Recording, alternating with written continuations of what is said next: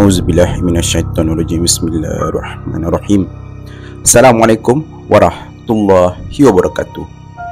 Welcome back ke Galeri Kasyaf Channel. Okey, apa khabar semua?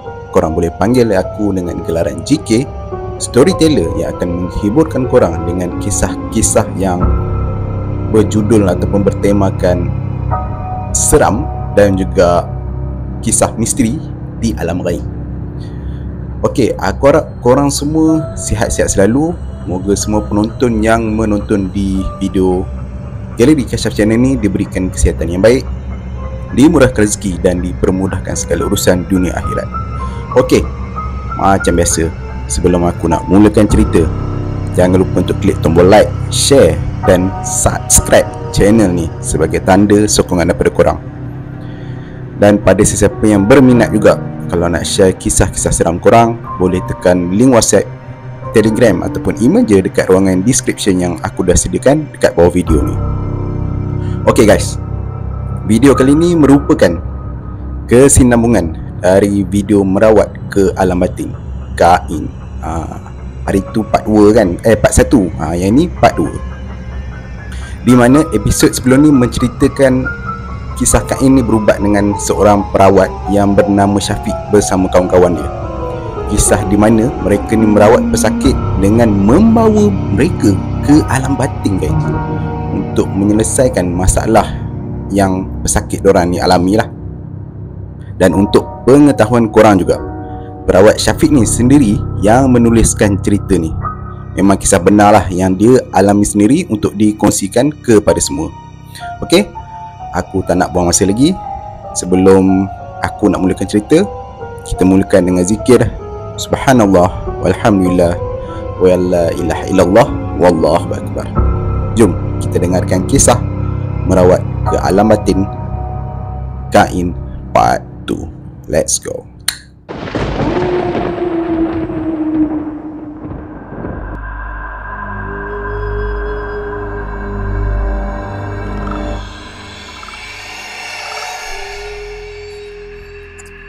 Okey, untuk part 2 ni merupakan sambungan daripada Syafiq, kisah Syafiq dengan kawan-kawan dia masa diorang ni baru je selesai merawat Kain. Pada mulanya mereka sangkakan semua dah selesai, tapi masa tengah berbual-bual dengan keluarga Kain lepas sesi rawatan tu habis, tiba-tiba muncul pula seorang lelaki di depan pintu rumah, iaitu Napi. Okey, Napi ni sebenarnya adalah sepupu kepada Kain. Pelik jugalah semua yang ada kat situ. Macam mana si Napi ni boleh tiba-tiba berada di depan pintu? Apa tujuan dia dekat situ? Alright, diceritakan pada waktu tu Napi menjeling tajam tanpa ada mata hitamnya. Maksudnya mata putih je semua. Yang peliknya, hanya Kain je yang dia jeling. Mereka yang ada kat situ semua diam membisu. Syafiq dengan kawan-kawan dia masih dalam keadaan duduk bersila, tapi dalam keadaan yang bersiap siaga. Kalau ada apa-apa, diorang ni standby je. So Napi tersengih-sengih sinis sambil mata dia tetap memandang tajam ke arah Kain. Kain pada mulanya menggigil ketakutan. Faruk mengingatkan Kain agar zikir, kerana semakin banyak zikir, maka semakin banyak pertolongan daripada Allah Subhanahu Wa Taala akan datang. Tiba-tiba Napi bersuara, "Aku akan kembali. Kau tunggu, Kain."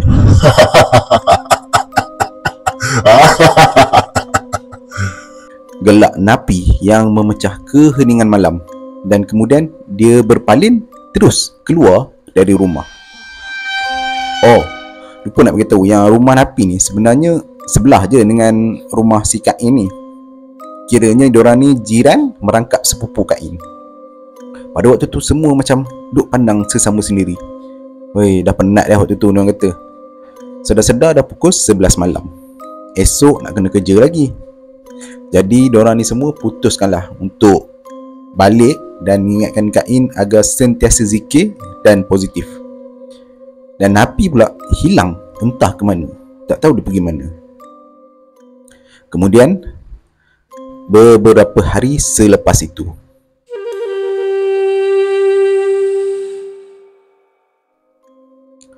tengah Syafiq ni sedang kusyuk dengan kerja di ofis, tiba-tiba masuk beberapa mesej WhatsApp untuk geng operasi malam.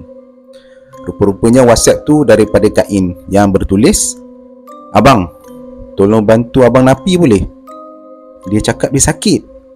Sakit dia makin menjadi-jadi semenjak jeling mata saya. Dan lepas dia cabar benda dalam tubuh saya tu, dia jadi macam tu." Kain ni meminta pertolongan bagi pihak Napi. Tiba-tiba dia WhatsApp si geng-geng operasi malam ni lah.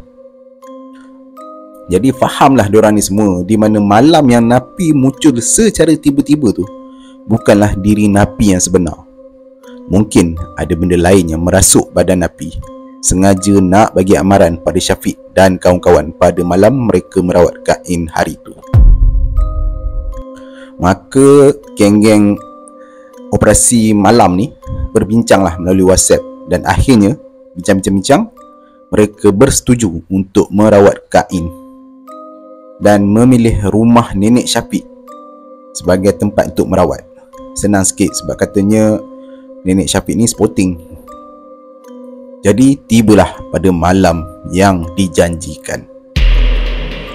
Geng-geng operasi malam ni dah standby, siap sedia dah menanti di teratak nenek Syafiq. Syafiq agak waktu tu dalam jam 9 malam lah kalau tak silap. Malam tersebut ada Aril, Awi, Farouk dan Osman yang hadir untuk kes Kain kali ni. Tak lama kemudian Pak Wali sekeluarga pun sampai. Tapi kali ni Napi dengan ayah dia pun ada sekali. Jadi lepas diorang ni bersalam-salaman, so diorang ni semua duduk dan menanti tindakan selanjutnya. Nak tunggulah arahan daripada big boss diorang, iaitu Osman. Osman ni kan ketua. Okey, siapa yang nak berubat kali ni ya? Tanya Osman. Saya Ustaz, balas si Napi. Jadi pada waktu tu terus Napi ni menceritakan segala-gala apa yang dialaminya semenjak seminggu lepas. Beliau kata yang dia susah nak tidur dan sering merasa macam rumah dia tak selamat. Katanya dia selalu dengar bunyi benda berlari-lari kencang dekat atas bumbung. Semuanya berlaku semenjak Napi mencabar benda yang mengganggu Kain. Syafiq dengan kawan-kawan dia tekun je mendengar apa yang dialami oleh si Napi ni. Okey, baik. Napi, awak pejam mata, zikir dalam hati dan jangan putus. Terus zikir, zikir dan zikir. Boleh? Osman ni memulakan geraklah untuk merawat si Napi ni. Napi senyap dan mengangguk. Perlahan-lahan tanda dia faham apa yang dikehendaki oleh Osman. Ketika ni, kaum Hawa semuanya duduk dekat ruang tamu dan berborak santai. Syafiq sempat jugalah menoleh ke arah dorang ni. Yalah, takut-takut dengan kondisi Kain ni waktu tu tak menentu. On off, kejap sakit, kejap tak. "Aril, Ruqyah," kata Osman kepada Aril. Aril terus berjalan dan berdiri di sebelah Napi. Napi duduk santai di atas sofa dengan spek hitamnya. "A'udzubillahi minasyaitonirrajim. Bismillahirrahmanirrahim." Aril mula membaca ayat suci Al-Quran. Bergema rumah nenek Syafiq dengan suara Aril membaca ayat-ayat suci tersebut. "Dengan nama Allah yang Maha Kuat, wahai sakit-sakit yang berada di dada, semuanya turun. Wahai perasaan yang tidak baik, semua sekali turun. Lagi, semua sakit turun di perut. Allahu Akbar." Kemudian Aril sambung pula dengan bacaan kalimah-kalimah suci. Mereka yang ada kat situ semua memerhati dengan sabar. Suara Aril ni memang lantang. Memang Aril ni antara kalangan diorang ni memang terkenal lah dengan suara lantang dan serius. Tapi Syafiq kata kalau dengan kawan-kawan tak adalah, asyik gelak je.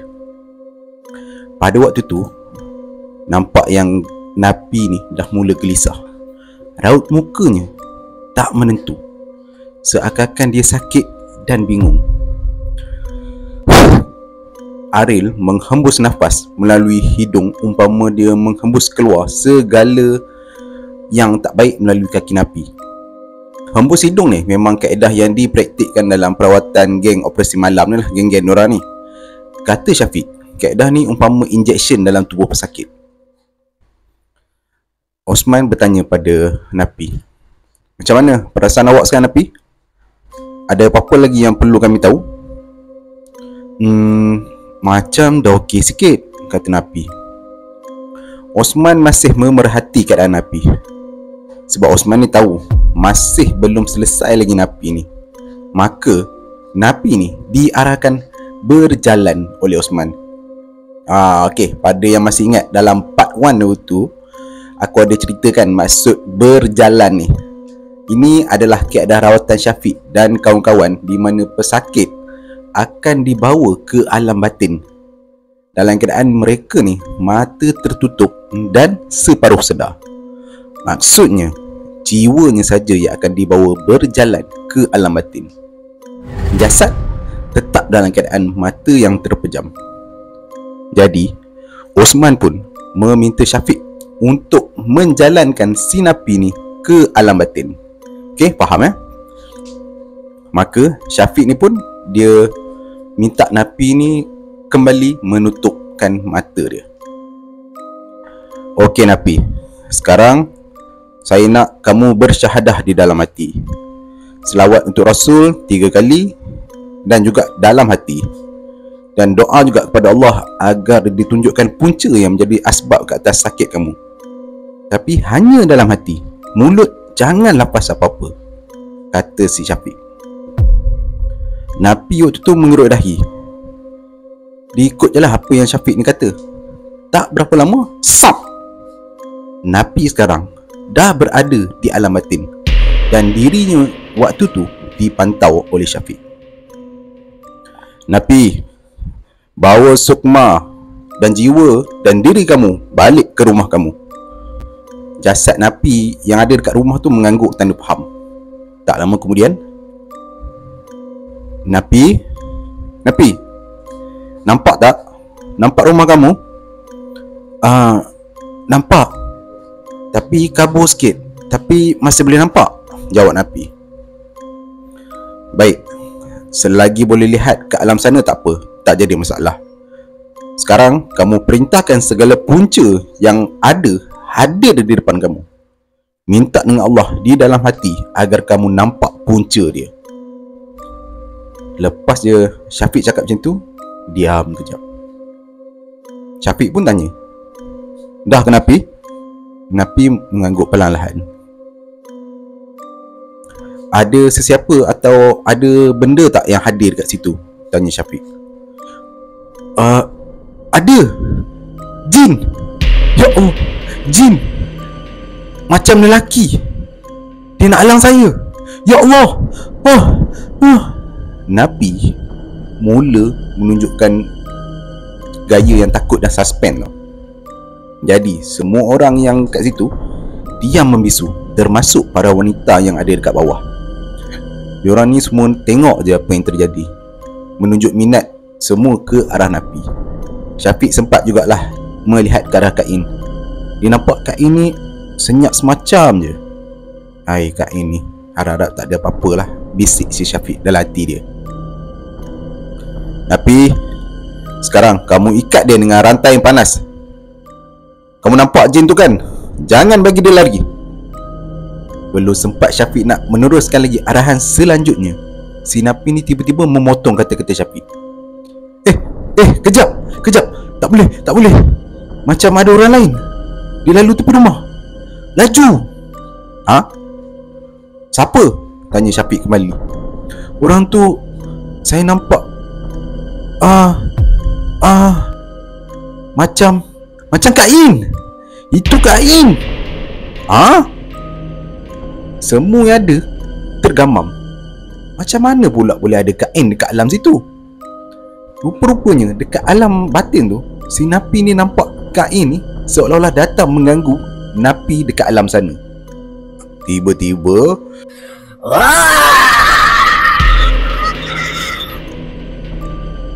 jasad Kain yang mula-mula tadi elok je duduk dekat ruang tamu, tadi dah start mengamuk dan kerasukan. Benda yang paling dirisau pun dah terjadi. Jadi Faruk dan Awi berlari terus ke ruang tamu nak mendapatkan Kain. Keadaan waktu tu memang kucak kacir. Dena, iaitu adik Kak In ni, memeluk Kak In sekuat-kuatnya. Takut kalau Kak In ni mencederakan diri dia sendiri. Manakala pada waktu tu Syafiq tetap fokus merawat Napi. Okey, Napi, mana orang tu yang serupa Kak In tu? Masih ada tak dekat alam sana? Napi cuma menggeleng. Tiba-tiba pula Napi ni boleh buka mata. Kenapa buka mata? Kita tak habis lagi ni Napi, Syafiq ni tanya. Saya tak boleh bang. Saya penat bang, tak mampu. Saya tak boleh fokus. Syafiq waktu tu menggeleng-geleng. Sambil tu dia tengok ke arah Osman. Osman cuma tengok je, memerhati keadaan Napi. Keadaan dekat ruang tamu bawah tu masih lagi kucak-kacir. Farouk dan Awi tetap cuba menenangkan Kak In dekat bawah, dekat ruang tamu tu. Lantas Osman berdiri dan dia berjalan pantas ke arah Napi. Waktu tu Osman datang, dia letak tangan kanannya dekat dada Napi sambil dia cangkung dekat hadapan Napi tu. Okeylah Napi, tak apa, macam ni.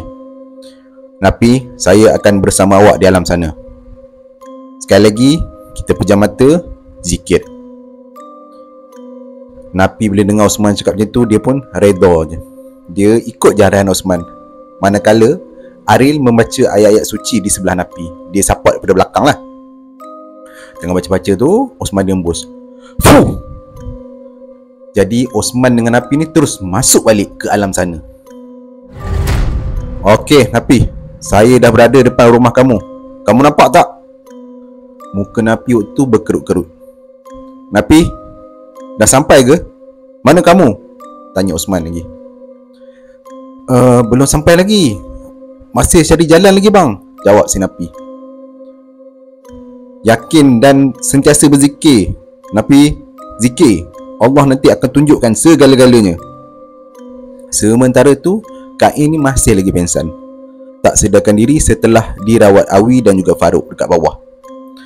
Maka diorang berdua, Awi dan Farouk ni, cuba memulihkan semangat Kak In ni agar dia sedar kembali dalam keadaan waras.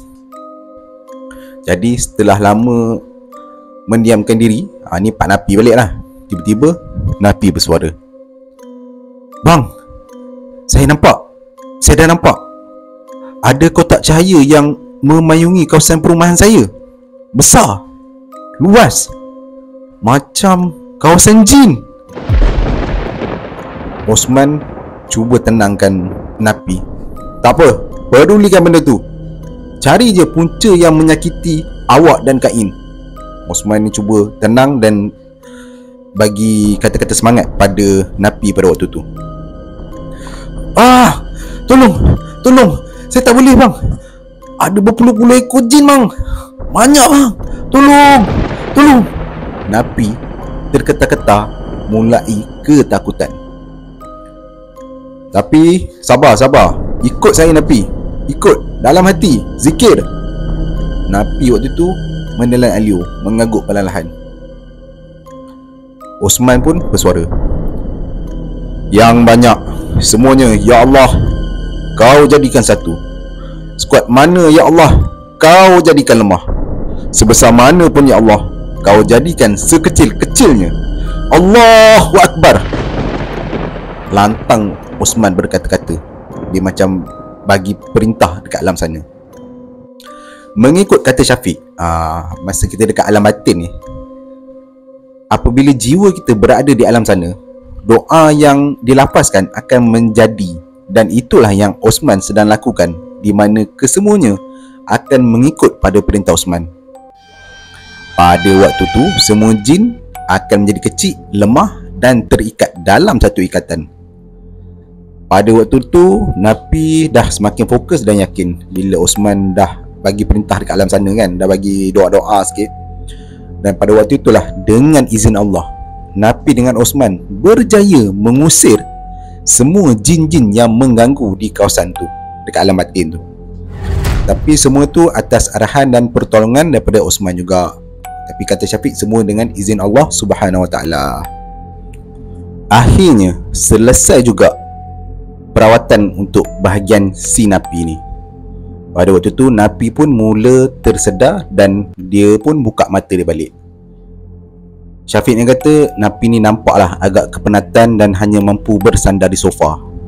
Rupa-rupanya Napi ni jenis yang mudah terkena kerasukan. Nak dijadikan cerita, masa dia cabar benda dalam badan Kain, secara tak langsung dia ni pun terkena tempiah sakit tu sekali. Tambahan pula, ada juga sedikit gangguan dari perkampungan jin di rumah keluarga Kain dan keluarga Napi. Yelah, sebab rumah diorang ni kan sebelah menyebelah je. Agaknya lah, mungkin ada laluan ke kampung jin dekat pertengahan rumah antara Kain dengan Napi. Sebab itulah ada banyak macam-macam gangguan jin tu datang. So benda tu diselesaikan menggunakan kaedah di alam batin. Pada waktu ni Syafiq nampak ayah Kain iaitu Pak Wali mengusung Kain ke atas sofa. Kain waktu tu dalam keadaan dah tak sedarkan diri. Tiba-tiba Kain ni terus bangun dari pengsan. Terkejut semua yang ada kat situ. Kain ni berdiri tegak dan mata dia menjelin tajam. Syafiq ni kata, bukan Kain ni, mata dia lain sangat. Memang tajam dan sangat menakutkan. Tak semena-mena Kain ni berlari menuju, laju pergi ke pintu depan. Lantas benda ni dihalang oleh Syafiq lah. Sempatlah Syafiq dengan kawan-kawan dia halang. Pada waktu tu Kain ni memang betul-betul marah serta mendengus, minta dilepaskan. Nampak sangatlah macam dia nak lari keluar dari rumah. Waktu tu Osman dari jauh menjerit dekat Kain. "Kau main-main je dengan aku, syaitan! Nah!" Osman dia mengeluarkan tangan kanan dia mengisyaratkan seolah-olah macam menyeluk perut Kain walaupun hanya dari jauh. Langsung dia tak sentuh apa-apa, dari jauh je. Osman hanya berdiri beberapa langkah dan mengorek perut Kain dari jauh. Macam tu. "Aku keluarkan semua racun dan ilmu kau. Lemahkan. Ya Allah, Allahu Akbar." Osman waktu tu dia menarik tangan seolah-olah memegang sesuatu. "Falamma alqa ala Musa ji'tum bihi innallaha sayyidillu innallaha yuslihu amalan mufsidin." Osman tu lepas dia habis dia baca ayat tu, dia terus menepuk lantai, menandakan seolah-olah macam dia menanam sesuatu ke 7 lapisan bumi. Kain pun waktu ni kembali sedar daripada pengsan. Keadaan waktu tu jadi tenang balik. Napi pun dah selesai dirawat. Kain pun alhamdulillah tak ada gangguan apa selepas malam rawatan tu. Tapi jauh di sudut hati Syafiq dan kawan-kawan dia, diorang ni masih tahu dan diorang agak masih ada lagi sisa-sisa baki sihir dan jin yang akan menyerang Kain pada kemudian hari. Cuma tak tahu bila. Menurut Syafiq, Kain ni dah terlalu lemah.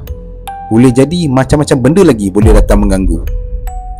Akhirnya rawatan mereka selesai untuk malam itu.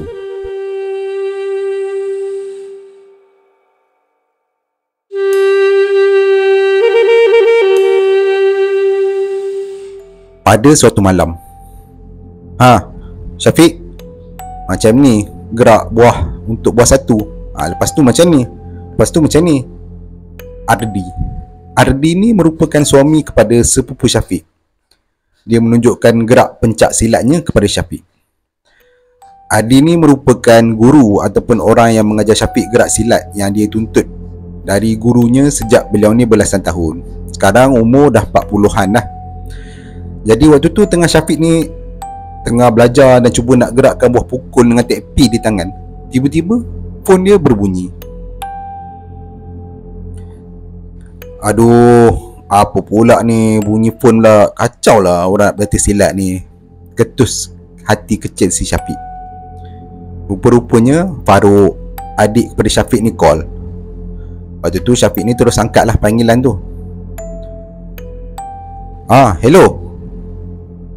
Hello bang, kau free tak? Tanya Farouk.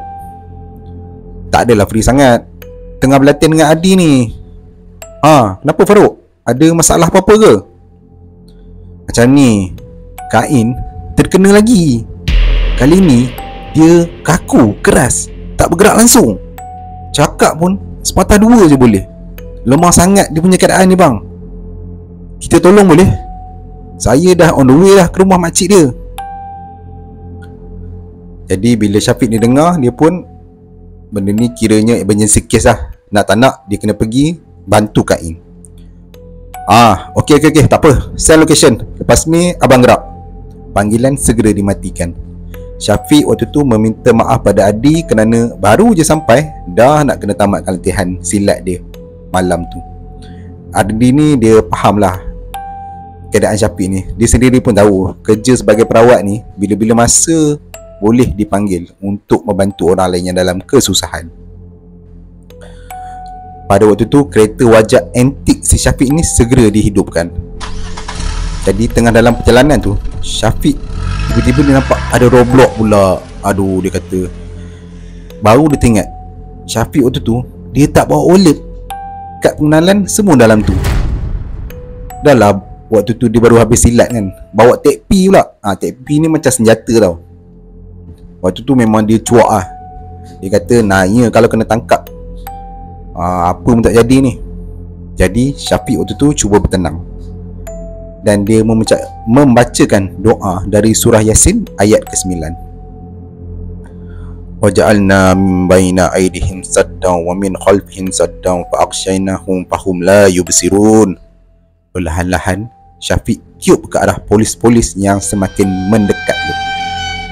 Syafiq ni nampak abang polis tu makin lama makin dekat. Muka polis tu dia kata serius betul. Syafiq waktu tu dah duduk dah. Tapi pelik tau, macam mana polis tu langsung tak perasan pun dengan kehadiran kereta Syafiq waktu tu. Seolah-olah macam Syafiq ni tak ada. Syafiq ni pun apa lagi, perlahan-lahan dia tekan minyak. Dia lalu je kawasan roadblock tu. Mungkin dia kata berkat lah dari surah daripada ayat Yasin yang dia baca tu tadi.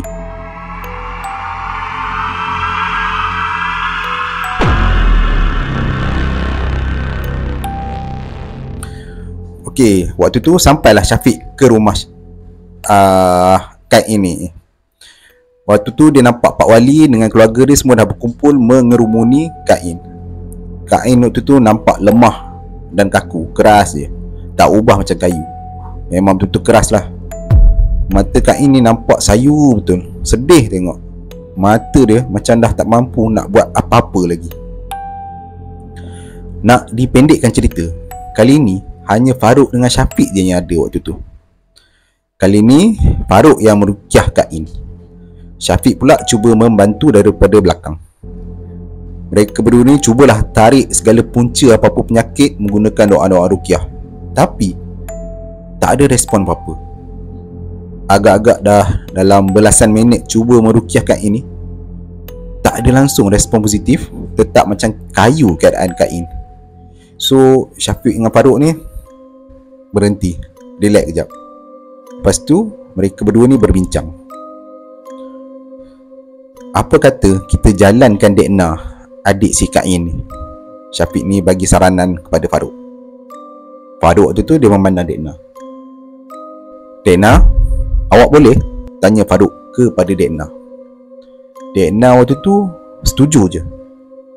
Dia ringkaskan, maka dijalankanlah Dekna masuk ke alam batin. Diorang kena bantulah, diorang ni perlu bantuan. Jadi tugas Dekna waktu tu adalah untuk mencari semangat dan diri Kain dekat alam batin tu. Sebab Kain ni dah macam keras ni apa kan, macam dah tak ada jiwa dia, semangat tu dah macam tak ada. So Dekna tugas dia nak mencari balik semangat Kain, dan juga cari punca apa yang menyakiti Kain pada waktu tu. Dan ketika Dekna dijalankan ke alam batin tu, tiba-tiba Dekna bersuara, "Bang, Kain bang, saya nampak dia ada, tapi dia macam tak boleh nak balik. Dia takut," kata Dekna. "Mana awak jumpa?" "Tak pasti bang, Gelap sangat tempat ni, saya tak tahu tempat apa ni. Dek Na, tak apa. Tarik tangan Kak In dan bawa dia hadir dekat depan rumah. Masa nak buat je macam tu, tiba-tiba Dek Na ni rebah dari sofa, lemah, tak sedarkan diri. Keadaan Dek Na ni pun dah jadi macam Kak In pula. Dek Na ni kata, waktu dia dah buka mata, masa dia dah sedar balik lah, dia kata macam ada lelaki yang menghalang dia. Dek Na waktu tu terus jadi lemah selepas dia nampak lelaki yang menghalang dia dari nak datang dekat ke arah Kak In, dekat alam batin tu lah. Pelik juga Syafiq, lelaki mana pula ni? Macam-macam lah diorang yang cuba buat Kak In. Jadi waktu ni Kak In masih lagi pengsan dan keras kaku. Jadi Farouk cuba segera mengembalikan semangat Kak In, manakala Dek Na pula dipeluk oleh Kak Long dia. Pada waktu ni Kak In yang sedang berbaring di atas lantai semakin lama makin lemah, makin lemah. Syafiq waktu ni cuba memejamkan mata dan dia membaca beberapa potong ayat Quran minta petunjuk dari Allah Subhanahu Wa Taala. Farouk ni pula masih merawat Kak In. Memang agak huru-hara lah pada waktu ni. Diorang ni bertungkus lumus membaca ayat-ayat Quran dan cuba mencari Kak In dekat alam batin tu sekali lagi. Alhamdulillah, bila dah dicari, barulah Syafiq ni nampak yang Kak In ni sebenarnya dikurung oleh sesuatu dekat alam sana. Bila Syafiq ni mendekati, barulah dia perasan yang Kak In ni sebenarnya dikurung di dalam keranda. Patutlah masa ditanya-tanya, dia keras dan kaku. Rupa-rupanya dekat alam sana, semangat ataupun jiwa Kak In waktu ni dah dikurung, seolah-olah dikunci tau. Akhirnya bila dah nampak Kak In ni dekat alam sana, alhamdulillah, barulah jasad dan tubuh Kak In yang dekat alam realiti ni bagi respon sikit. Jadi waktu ni terus Syafiq dengan Farouk bertanya, Kak In, dengar tak? Dah sedar? Kak In waktu ni cuba mengangguk, tapi masih lagi dalam keadaan lemah. Mata memang sayu je, sedih bila tengok keadaan dia. Kak In, awak di dalam keranda kan dekat alam sana? Kak In mengangguk tanda benar. Allahu Akbar, betul lah apa yang Syafiq ni nampak. Jadi Syafiq ni mula membaca beberapa ayat Quran, kemudian dia bersuara, Kak In, di alam sana abang nampak di mana awak berada sekarang. Abang sekarang berdiri di depan keranda di mana jiwa Kak In ni dikurung di dalam tu. Kuatkan iman Kak In, jangan putus berzikir. Ya Allah, dengan kekuatanmu ya Allah, kau pecahkan keranda tu. A'udzubillahi minasyaitanirrajim. Bismillahirrahmanirrahim. Allahu Akbar. Fuh. Sambil mengisyaratkan keranda tu agar pecah. Boom. Dekat alam sana lah macam meletup apa tak tahu. Maka pecahlah keranda tersebut dengan izin Allah Subhanahu Wa Taala. Okey, untuk pengetahuan semualah, apa yang terjadi dekat alam sana ni melalui pandangan mata batin ya. Aku ulang sekali lagi, takut tak faham. Syafiq ni nampak seolah-olah Kak In ni dikurung dalam keranda tau. Jadi sebab itulah Syafiq ni cuba pecahkan keranda tersebut demi nak membebaskan semangat ataupun jiwa Kak In ni yang terkurung. Alhamdulillah, Syafiq ni kata keranda tersebut berjaya dipecahkan dan Syafiq berjaya tarik keluar semangat Kak In ni. Nampak tak cerita dia macam tak berapa nak logik kan? Tapi itulah yang terjadi. Alam gaib ni memang sebenarnya penuh dengan misteri.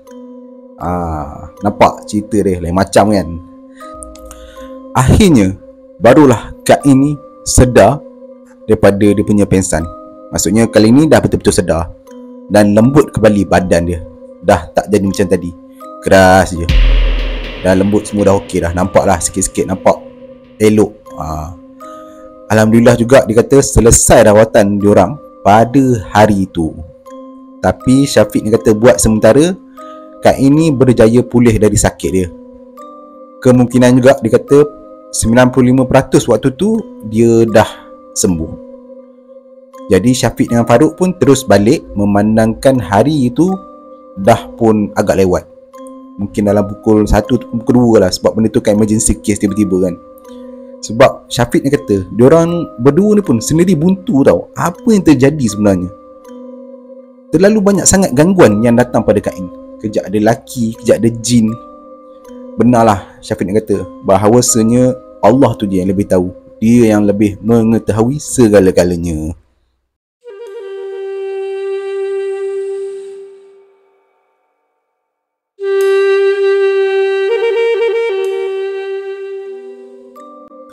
Jadi selang beberapa minggu kemudian, Syafiq ni dapat tahu yang Pak Adi, iaitu ayah kepada Osman, merangkap guru juga kepada Syafiq dan kawan-kawan dia, datang untuk merawat Kain ni sendiri.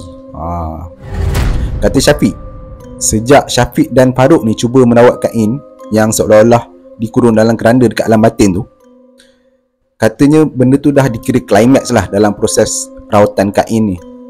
Jadi bila datang pula guru si Syafiq ni, iaitu Pak Adi ni cuma kira macam nak menghabiskan sisa-sisa baki sihir tu je, dan nak pastikan yang Kain ni pulih 100%. Dan Alhamdulillah juga, kata Syafiq, bila guru dah turun padang, terus baik dan sembuh Kain dengan izin Allah. Sempat jugalah Syafiq ni kata dia lihat dalam video yang dirakam oleh kawan-kawan dia.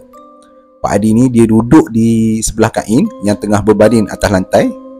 Pak Adi ni cuma membaca Ayatul Kursi je.